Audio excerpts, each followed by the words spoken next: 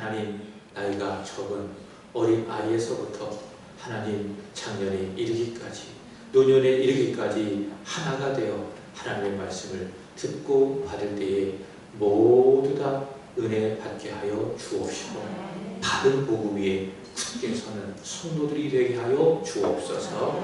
예수 그리스도 이름으로 감사하며 기도합나이다. 아멘. 날씨가 매우 더워졌습니다. 한 주간 건강하게 잘 지내셨죠? 네, 서로 인사합시다. 평안하셨습니까? 평안하셨습니까? 지난주 매주감사 주일 예배를 하나님 앞에 올려드렸습니다. 예수님처럼 감사합시다. 그 말씀을 전했습니다. 예수님은 작은 것에서도 감사했지요. 그리고 십자가라고 하는 죽음 앞에서도 예수님은 감사하셨습니다. 그럼에도 불구하고 예수님은 감사하셨습니다. 이렇게 예수님께서 감사하셨다고 한다면 우리 또한 그처럼 감사해야 되지 않을까요? 죽음 앞에서도 감사하셨다면 우리가 감사하지 못할 이유가 어떤 상황이 무엇이 있겠습니까? 사도 바울이 고면한 것처럼 여러분 범사에 감사합시다. 범사에 감사하여 하나님의 뜻을 이루어가는 저와 여러분이 되기를 진심으로 기원합니다. 지난주 화요일부터 그리고 이번 주일 목요일까지 말씀 본문이 있습니다. 시편을 마쳤고요. 지난주부터 시작한 말씀 본문이 무엇이죠? 디모데 전서입니다. 디모데 전서.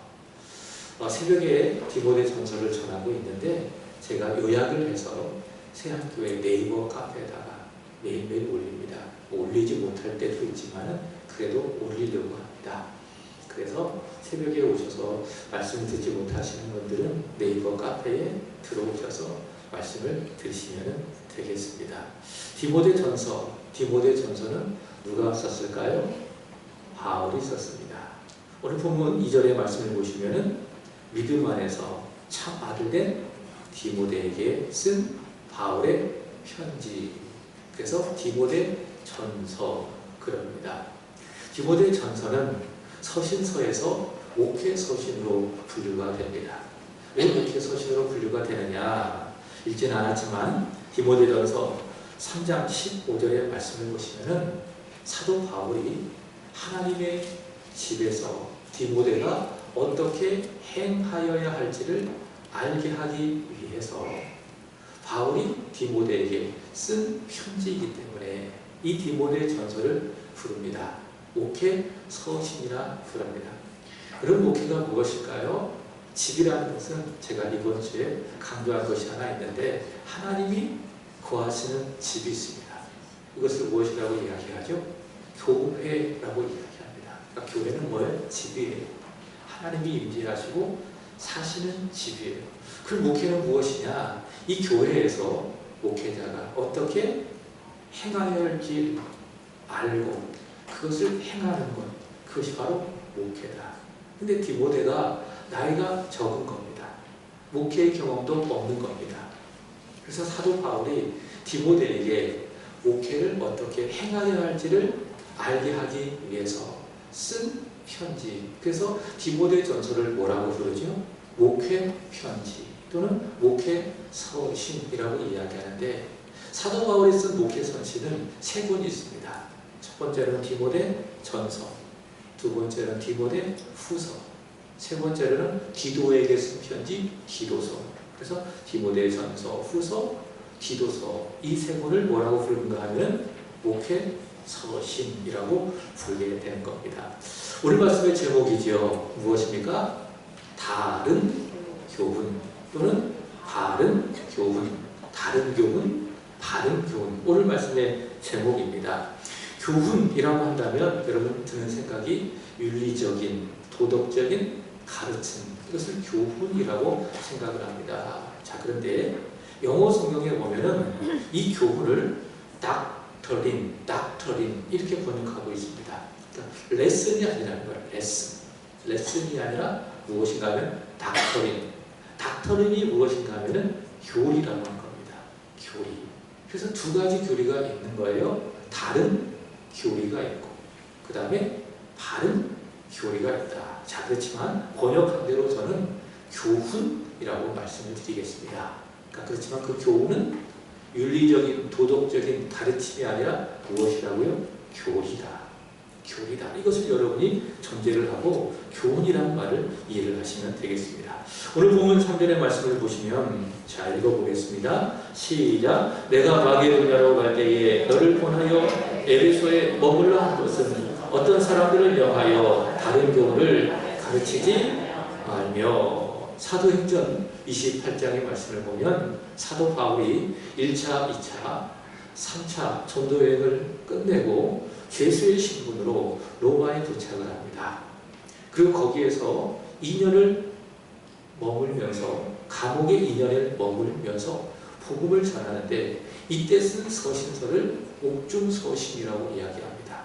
에베소서, 빌립보서, 골로새서, 빌레몬서 요 네 권을 옥중서신이라고 이야기하는데 사도행전은 기록하지는 않았지만 그 이후에 바울이 쓴 서신서를 살펴보면 사도 바울이 그 로마에서 감옥 생활을 끝내고 난 다음에 순교하기 전까지 전도 활동을 더 했다는 것을 알 수가 있습니다.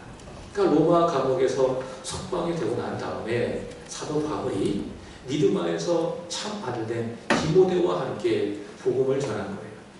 전도 활동을 한 거예요. 바울의 목적지가 있었습니다. 마게도냐였습니다. 마게도냐라고 한다면 오늘날로 말한다면 그리스 또는 불가리아 그 지역을 전체적으로 통틀어서 마게도냐라고 이야기하는데 여기에 가서 바울이 디모데와 함께 전도를 하려고 했어요. 복음을 전하려고 했어요. 자, 그런데 마게도냐로 건너갈 때에 에베소 교회 상황을 보니 이거 심각한 겁니다. 왜 심각하냐? 여기 3절의 말씀처럼 에베소 교회 안에 어떤 사람들이 있었는데 그들이 무엇을 하고 있었어요? 다른 교훈, 그러니까 다른 교리를 가르치고 있었다는 것이죠. 야, 이거 안 되겠다. 이대로 에베소 교회를 내어버려두면 교회가 이단으로 넘어가겠는데 그래서 이 에베소 교회를 지키기 위해서 그래도 내가 믿고 신뢰할 만한 목회자 한 사람을 에베소에 머물게 하고 싶은 겁니다. 그랬더니 누가 보이는 거죠? 곁에 있는 믿음 안에서의 참 아들이요. 그리고 바울의 때로는 좋은 동력자요. 형제와 같은 좋은 믿음의 사람 누가 있어요? 디모데가 있어요. 그래서 디모데를 에베소에 머물게 하고 자기는 마게도냐로 가서 이제 복음을 전하게 되는 겁니다. 근데 마게도냐에 있으면서 디모데가 걱정이 많이 되는 거예요. 저 나이도 어린 저 젊은 목회자가 이 에베소 교회에서 그 특색 에베소 교회에서 목회를 잘 할 수 있을까? 마치 아버지의 심정으로 아들과 같은 젊은 목회자 디모데가 힘이 연명화 되는 겁니다. 그래서 사도 바울이 그 디모데를 위하여서 하나님의 집 교회에서 어떻게 목회를 행하여야 할지 직접 써서 편지로 보낸 거예요.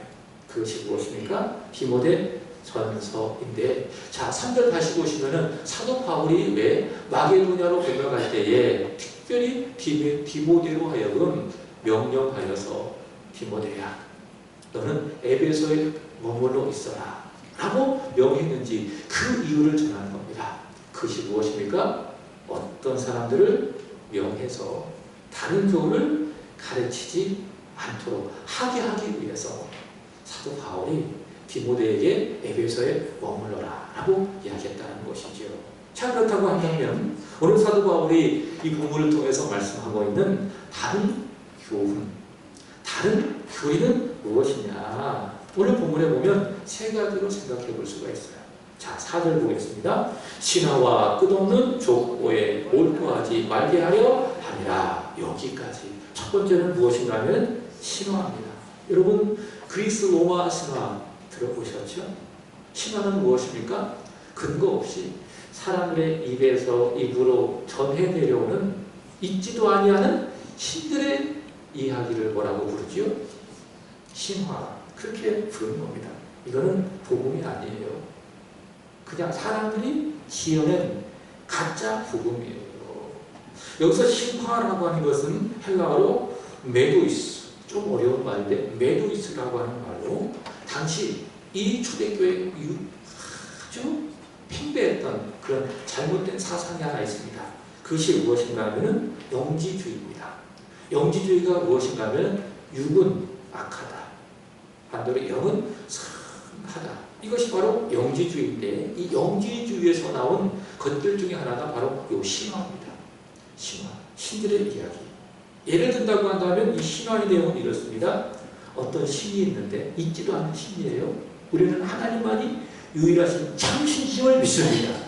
근데 사람들이 잘못된 종교성에 의해서 그릇된 신, 있지도 아니하는 신들을 만들어내서 사람들을 미혹하는 거예요. 자, 그런데 신화에서 이야기하기를 어떤 신이 이 세상에 내려와서 큰 성을 건축했다. 그래서 사람들이 그 신의 지배를 받으며 행복하게 살았다. 그런 이야기를 하기도 하고, 또 어떤 신은 한 집안에 내려와서 그 집안에 있는 여인과 관계를 맺어서 그 집안을 훌륭한 가문이 되게 했다.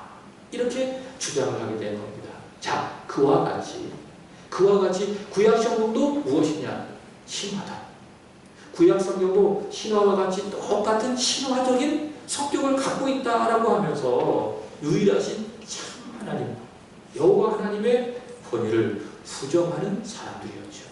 이것이 무엇입니까? 신화를 가르치는 사람들, 신화의 주된 내용이라고 말할 수가 있습니다. 이게 다른 교훈이라는 거예요. 자, 그 다음에 두 번째는 무엇입니까? 족보입니다.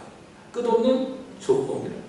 여러분, 유대인들은 혈통을 중요시합니다. 신화는 에베소 교회 안에 헬라인들이 주로 가르쳤던 사상이라고 생각되어지고 다른 교훈이라고 생각되어지고, 족보는 무엇인가 하면 유대인들이 가르쳤던 다른 교훈이라고 생각이 되어집니다. 여러분, 유대인들은요, 혈통을 아주 중요하게 여깁니다. 저 사람이 아브라함의 혈통이냐, 이걸 아주 중요하게 여기죠. 그럼 생각합니다. 내가 아브라함의 혈통이라고 한다면 나는 구원을 받았다. 그렇게 생각을 합니다. 혈통을 아주 중요하게 생각하는 거죠. 그래서 강조한 것이 하나 있다면 족보입니다. 족보. 우리나라도 그렇지 않습니까? 우리 집안은 어떤 집안? 묘대에 있는 집안이다. 그래가지고 강조하는 것 중에 하나가 무엇입니까? 족보. 족보를 강조하고 있지 않습니까? 유대인들이 바로 그렇다는 거죠. 족보를 가르치는 유대인들이 강조하는 겁니다. 우리는 아브라함의 혈통이다. 그 아들 이삭과 그 아들 야곱의 혈통이다. 그래서 우리는 구원을 받을 수 있다. 이렇게 혈통을 강조하고 족보를 끊임없이 시시때때로 강조하면서 사람들에게 다른 교리를 전했다는 사실이지요. 자, 그 다음에 세 번째는 무엇입니까? 율법주의입니다. 첫 번째는 신화요, 두 번째는 끝없는 족보요, 세 번째는 무엇입니까? 율법주의. 여러분, 율법하고요, 율법주의는 같을까요? 다를까요? 다릅니다. 율법과 율법주의는 다릅니다. 율법은 무엇인가 하면 여호와 하나님께서 이스라엘 백성들을 출애굽시키셨어요. 그리고 그들을 신의 산으로 부르시고 그들과 언약을 맺으셨어요. 그 언약이 무엇인가 하면 나는 너희들의 하나님이 되겠다. 그리고 너희는 나의 백성이 될 것이다. 이제부터는 너희가 애굽의 법대로 살아서는 안 되고 너희들은 하나님의 법대로 살아라. 그래서 하나님께서 언약을 맺으신 후에 그들에게 주신 하나님의 법을 뭐라고 부르는가 하면 율법이라고 부르는 거죠. 그래서 성경을 보면 율법이 나와 있잖아요. 율법이 총 5번입니다. 무엇입니까?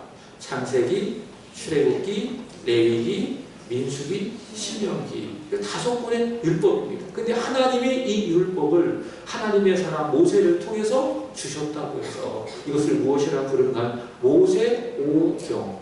모세가 하나님으로부터 받은 5개의 율법서, 모세오경이라고 하는 거예요. 이 율법입니다. 율법은 참 귀한 겁니다. 그러니까 하나님이 이스라엘 백성들을 구원받게 하기 위해서 율법을 주신 것이 아니라 구원을 받은 그들이 하나님의 백성답게 이 세상에서 살아가게 하기 위해서 하나님이 주시는 거예요. 그게 율법이에요. 그리고 이 율법을 요약한 것이 무엇인가 하면 10계명인 겁니다. 그래서 1계명부터 4계명까지는 하나님을 사랑하는 것이고, 그 다음에 5계명부터 10계명까지는 이웃을 사랑하게 되는 것이고, 율법이 아주 귀한 겁니다.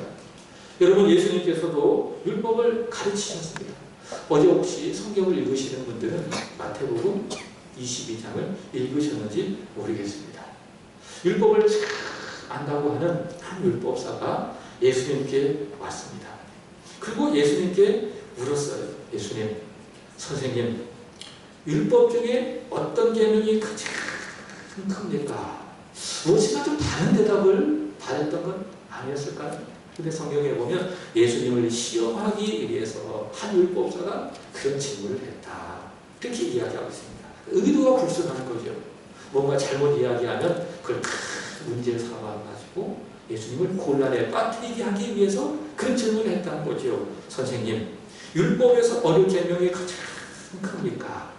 그러자 예수님께서 그가 익히 알고 있는 이야기를 말씀하신 겁니다. 그래서 여러분, 누군가 나에게 복음을 이야기하는데 다른 내용을 이야기하잖아요. 그러면 여러분이 아는 것과 다르기 때문에 느낌이 어떨까요? 이상한 겁니다. 자, 따라합시다. 이상하면 이상한 거다. 이해하시겠죠? 내가 알고 있는 것과 다른 내용을 누군가한테 이야기해. 근데 내가 다 들었을 때, 저거 교회에서 가르쳐 주시는 것과 목사님 말씀하신 것과 조금 다른데? 이상한데? 그러면은 어떤 거예요? 이상한 거예요. 예수님은 이상한 걸 말씀하지 않으셨어요. 이 율법사가 익히 알고 있는 것을 말씀하셨어요. 예수님이 말씀하셨습니다. 율법 중에 가장 큰 것은 무엇이냐? 내 마음을 다하고 목숨을 다하고 뜻을 다하여 주 하나님을 사랑하라. 이것이 크고 첫째 되는 계명이요. 둘째도 그와 같으니 내 이웃을 너 자신과 같이 사랑하라. 예수님이 율법을 그렇게 가르쳐 주셨어요. 예수님도 율법을 사랑하셨어요. 율법을 가르쳐 주셨어요. 그렇지만 여러분, 율법주의는 다릅니다. 율법과 율법주의는 다릅니다. 율법주의는 무엇입니까? 구원. 사람이 어떻게 구원을 받을 수 있느냐? 어떻게 영생을 얻을 수가 있느냐? 여러분, 이 세상이 끝이 아니지 않습니까? 그렇죠? 믿으십니까? 눈에 보이는 세상이 전부입니까? 아니죠. 이 세상이 끝나면 다음 세상이 있어요. 사도 바울은 내 생이라고 이야기합니다. 올 세상이 있다 그 말이죠. 어떻게 알아요, 목사님? 왜 몰라요? 하나님 말씀이 이야기하고 있는데 가보지 않아도 믿습니까? 못 믿습니까? 믿습니다. 여러분, 미국이라고 하는 나라 가보신 분 있으십니까? 우리 강성민 집사님 빼고 다른 분들은 미국 안 가보셨죠? 근데 여러분, 미국이라는 나라가 있다는 걸 믿어요? 안 믿어요? 믿죠. 안 가봐도 믿죠. 왜요? 인터넷으로도 볼 수 있고 유튜브로도 볼 수 있고 책으로도 볼 수 있기 때문에 그와 똑같아요. 이 세상이 전부입니까? 아닙니다. 이 세상이 끝나면 다른 세상이 있습니다. 올 세상이 있습니다. 가봤어요? 안 가봤어요? 안 가봤어요. 근데 믿어요. 왜? 하나님의 말씀, 성경이 있기 때문에 그렇습니다. 구원은 무엇입니까? 이 세상 속에서 내가 예수를 믿고 하나님의 자녀가 되어 천국의 삶을 이 세상에서 살아가는 거예요. 그게 구원이에요. 이렇게 예배 드리면서 하나님의 자녀로서 천국의 삶을 살아가고 있는 거예요. 이게 천국에서 여러분이 미리 예행 연습을 하고 있는 거예요. 그 구원 받는 거예요. 또 구원은 무엇입니까? 여러분이 이 세상 금생에서의 삶을 다 끝나고 나면 여러분이 천국에 올라가서 곁에 주님을 모시고 주님을 예배 드리는 거예요. 그것이 무엇입니까? 그것이 바로 구원이다. 자, 구원을 받는데 사람이 어떻게 구원을 받느냐라고 했을 때 율법주의자들은 뭐라고 이야기하느냐? 너의 노력으로 받아. 네가 열심히 하나님이 우리에게 주신 10계명 그것을 열심히 지키면은 너는 구원을 받을 수가 있어.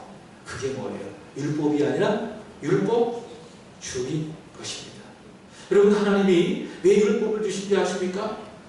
네가 지키면 구원받는다. 10계명을 잘 지켜라. 그럼 너는 구원받는다. 그래서 주신 것이 아니에요. 하나님이 왜 율법을 주신지 아십니까? 율법을 통해서 네가 누구인지를 알아라. 마치 거울과 같은 의미로 하나님이 율법을 주셨어요. 로마서 3장 20절 바울이 이야기합니다. 읽어보겠습니다. 시작. 그러므로 율법의 행위로 그의 앞에 의롭다 하심을 얻을 육체가 없나니 율법으로는 죄를 깨달음이니라. 아멘. 율법을 통해서 우리가 할 수 있는 것이 무엇입니까? 깨닫는 것.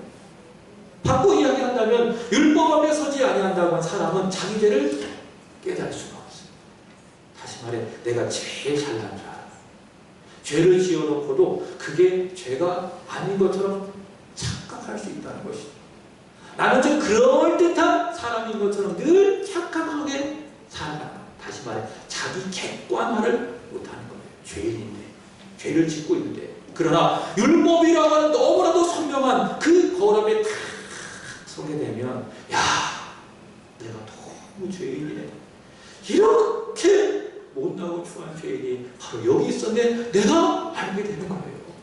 율법이라고 하는 거울을 통해서 하나님이 바로 그것을 알게 하기 위해서 율법을 통해서 죄를 깨닫게 하기 위해서 하나님이 율법을 주셨다. 그런 이야기죠. 그런데 율법주의자들은 뭐라고 주장하느냐? 하나님이 왜 율법을 주셨는지 알아? 지켜 구원받기 위해서 주신 거야. 그래서 구원받기 위해서 천국에 들어가기 위해서는 율법을 지켜야 돼. 율법을 지켜야 돼. 그렇게 율법주의자들은 주장하는 것이죠. 그것이 무엇이냐? 바로 이 에베소 교회에 퍼지고 있는 다른 교훈이라고 하는 것이죠. 자, 그렇다고 한다면 이 다른 교훈 신화 두 번째 무엇입니까? 족보. 세 번째 율법주의. 이 다른 교훈을 가르치는 사람들을 막고 사도 바울이 디모데에게 적극적으로 가르쳐야 될 것이 무엇이냐? 따릅시다. 다른 교훈이 아니라 다른 교훈이다. 바울이 디모데에게 강조하고 싶은 것은 무엇이냐? 다른 교훈을 가르치는 것을 막아라. 사람이 구원을 받기 위해서 행위에 의존하는 자기에 의존하는 그 다른 교훈을 막아라. 그리고 바른 교훈을 전하라. 바울이 그렇게 이야기하는 거예요. 자, 10절을 보도록 하겠습니다. 시작. 음행하는 자와 남색하는 자와 인신매매하는 자와 거짓말하는 자와 거짓 맹세하는 자와 기타 다른 교훈을 거스르는 자를 위함이니. 자, 간접적으로 생각해보면 다른 교훈을 막아라. 희망아 촉파되는 것을 막아라. 끝없는 족보 이야기를 막아라. 율법주의를 막아라. 다른 교훈을 막아라. 라고 하면서 사도 바울이 적극적으로 디모데에게 강조한 것이 무엇이냐? 바른 교훈을 전해라. 그럼 바른 교훈은 무엇이냐? 11절 보겠습니다. 시작. 이 교훈은 내게 맡기신 바 복되신 하나님의 영광의 복음을 따름이니라. 아멘. 따라합시다. 바른 교훈은 복음이다. 믿습니까? 바른 교훈은 무엇입니까? 복음이에요. 복되신 하나님의 영광의 복음이 무엇입니까? 그것이 바로 바른 복음이다. 복음이라고 하는 말을 헬라어로 유앙겔리온 그렇게 이야기합니다. 유앙겔리온. 영어로 말한다면 good news입니다. 이런 겁니다. 고대 그 당시에는요, 한 국가의 왕이, 한 나라의 왕이 군사를 다 이끌고 원정을 가서 전쟁을 하게 되는 겁니다. 이 전쟁에 꼭 이겨야 돼요. 왜냐? 이 전쟁에서 패배하잖아요. 그럼 나라가 망하는 거예요. 백성들이 죽거나 다른 나라에 의해서 포로로 잡혀가게 되는 것이죠. 그래서 원정에 나가서 전쟁에서 싸워 이겨야 되는 거예요. 싸워 이겨야 되는 거죠. 왕이 군사를 이끌고 가서 전쟁에서 크게 싸워 이겼어요. 이게 너무 기쁘잖아요. 그래서 한 사람이 전령이라고 이야기하죠. 왕이 이겼다. 우리가 승리했다라고 하는 이 소식을 갖고 백성들에게 막 뛰어가는 거예요. 그 큰 거에서 막 뛰어가는 거예요. 그래서 그 나라에 와가지고 외치는 겁니다. 유한겔리온, 유한겔리온. 무슨 말이죠? 복음이다, 복음이다. 무슨 말이죠? 우리가 이겼다. 우리 왕이 이겼다. 그게 뭐예요? 유한겔리온. 그게 복음인 거예요. 자, 그런데 성경의 복음은 무엇일까요? 성경의 복음은 무엇일까요? 그것도 마찬가지입니다. 이겼다. 우리 왕이신 예수가 이겼다. 우리 왕이신 예수 그리스도께서 십자가에서 죽으셨으나 그가 이겼다. 그를 믿으면 죄와 사망의 권세로부터 구원받는다. 그게 뭐예요? 그것이 바로 성경이 말하고 있는 복음이라고 하는 사실이죠. 이 복음을 사도 바울은 이렇게 이야기합니다. 로마서 1장 2절을 보겠습니다. 로마서 1장 2절입니다. 시작. 이 복음은 하나님이 선지자를 통하여 그의 아들에 관하여 성경에 미리 약속하신 것이라. 아멘. 복음은 무엇입니까? 아들의 이야기입니다. 아들은 누구를 말하는 것입니까? 하나님의 아들, 우리 주 예수 그리스도. 아들이 복음입니다. 복음이 아들인 것입니다. 아들에 관하여 구약 성경이 미리 약속한 것인데 3절 시작. 그 아들에 관하여 말하면 육신으로는 다윗의 혈통에서 나셨고 4절 성결의 영으로는 죽은 자들 가운데서 부활하사 능력으로 하나님의 아들로 선포되셨으니 곧 우리 주 예수 그리스도시니라. 아멘. 하나님의 영광의 복음, 다른 복음은 무엇입니까? 아들이시다. 하나님의 아들 예수 그리스도이시다. 그가 사람이 되어 다윗의 혈통으로 태어나셨지만 죄인을 위하여 죄를 대신하여 고난을 받으시고 십자가에서 죽으셨으나 하나님의 성령으로 말미암아 죽은 자 가운데서 부활하셨다. 그래서 누구든지 그 예수 그리스도를 믿으면 마음으로 믿고 예수를 나의 구주로 영접하면 하나님의 자녀가 된다. 구원을 받는다. 그것이 무엇입니까? 복되신 하나님의 영광의 복음. 다른 복음이 아니라 다른 복음이라고 하는 거예요. 잘 읽지는 않았지만 오늘 본문이 있는 디모데전서 1장 15절에서도 역시 다른 복음을 소개하고 있습니다. 15절에도 보겠습니다. 시작. 미보다 모든 사람이 받을 만한 이 말이요 그리스도 예수께서 죄인을 구원하시려고 세상에 임하셨다 하였도다. 죄인 중에 내가 괴수니라. 아멘. 이것이 무엇입니까? 다른 복음.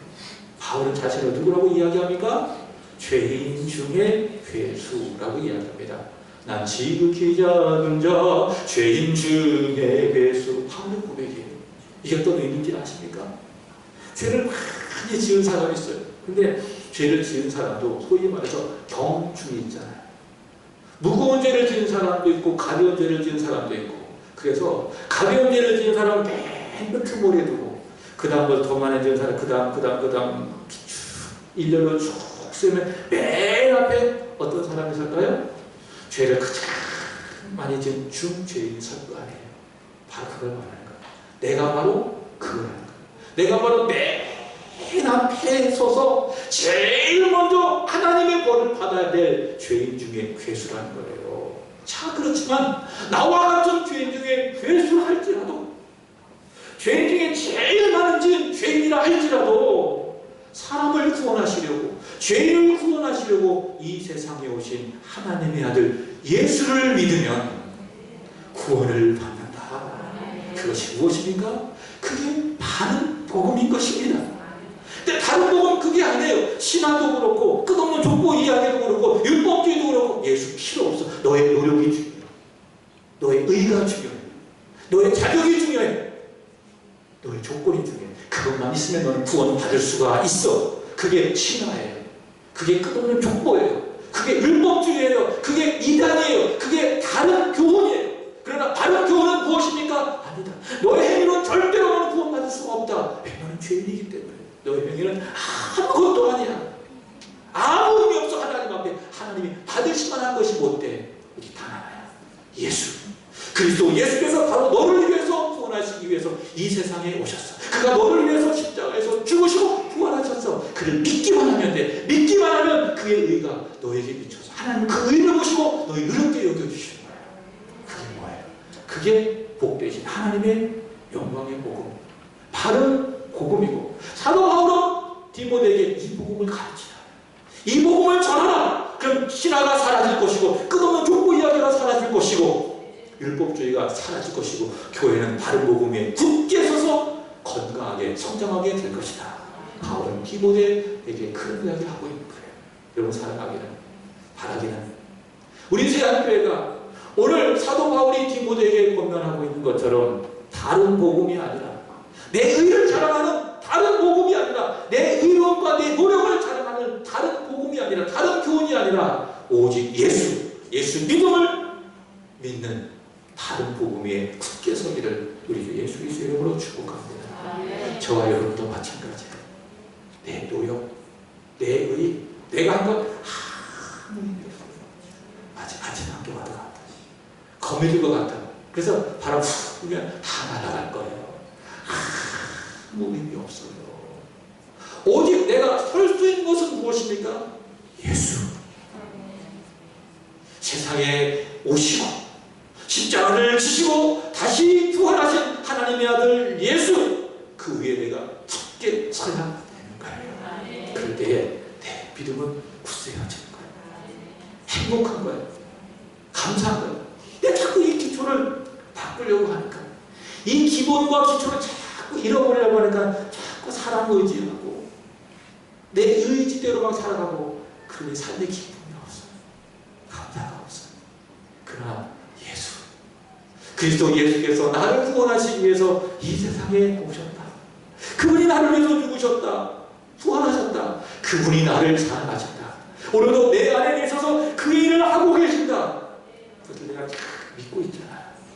그럼 없어도 있어요. 배고파도 배불러요. 힘들어도 웃을 수 있어요. 감사할 수 있어요. 저와 여러분이 바로 이 복음, 이 바른 복음 위에 굳게 설 수 있기를 우리 주 예수 그리스도의 이름으로 축복합니다. 기도하겠습니다. 하나님, 오늘 우리에게 다른 복음이 아니라 바른 복음을 알려주셔서 감사합니다. 그리스도 예수께서 죄인을 구원하시려고 이 세상에 임하셨다. 그를 믿는 자는 죄인 중에 괴주를 할지라도 구원을 받는다라고 한 이 바른 복음 위에 우리 세안교회가 굳게 서게 하시고, 우리 성도들이 굳게 서게 하여 주옵시고, 더 나아가 다른 복음이 아니라 바른 복음을 마음껏 증거하는 교회, 우리 성도들이 되게 하여 주옵소서. 예수님의 이름으로 기도합나이다. 아멘.